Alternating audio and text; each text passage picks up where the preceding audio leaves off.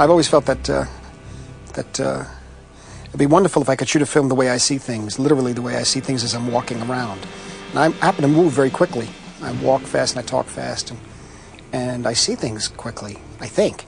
And I've tried to formulate it into a style, and it is literally like taking the eye, the heads of the people in the audience and grabbing them by the back of their hair and forcing them to see things by different cuts and camera moves the way I see them, or the way I get impressions that I see them. They're really impressions of what I see and movement. I'm really annoyed that I can never really get certain camera moves fast enough. I'm trying to capture the way I perceive things. I use the word perceive rather than see, because I could see something, but I'll remember it in some sort of maybe in a different perception, maybe a different image, or it'll be expressed another way, and it'll be as if the camera zoomed in, or it'll be as if the camera tracked from left to right parallel, but actually I was moving another way, but that's the way I remember it. And I try to get those images in my mind, those impressions, through moves, camera moves or cuts. Actually through cuts, that's even more fun. And I just like to enjoy it, that's all. I like to enjoy when I make a picture.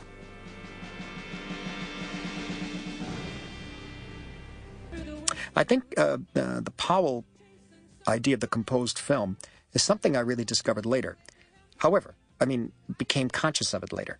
However, in The Red Shoes, which I'd shown to Robbie Robertson a lot, the ballet sequence, for example, for me, that has a lot to do with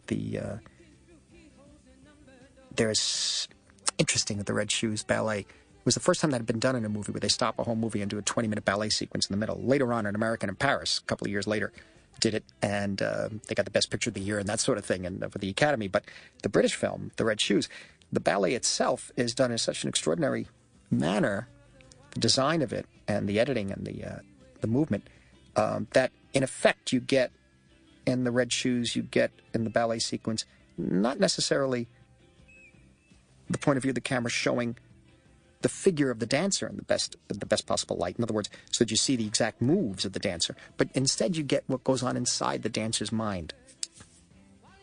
And that has to do with the movement, color, sensation, texture, movement, And so that was then developed into the Tales of Hoffman, which went way off the charts. They went way out there on that one, 2.5 hours of that.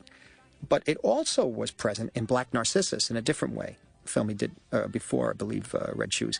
In a different way, we actually played the music recorded for the film on the set, shot by shot, and designed the images with the music while they were shooting. And that was a dramatic film straight through, very, very over-the-top film, but it has an extraordinary musical feeling to it. And I didn't know that they had done that at that time. I'd gotten to meet Michael Powell right around that time.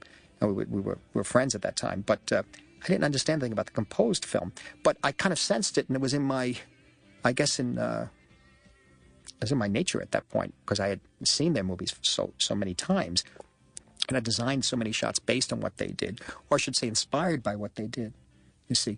But the music was always tied to their camera shots for me.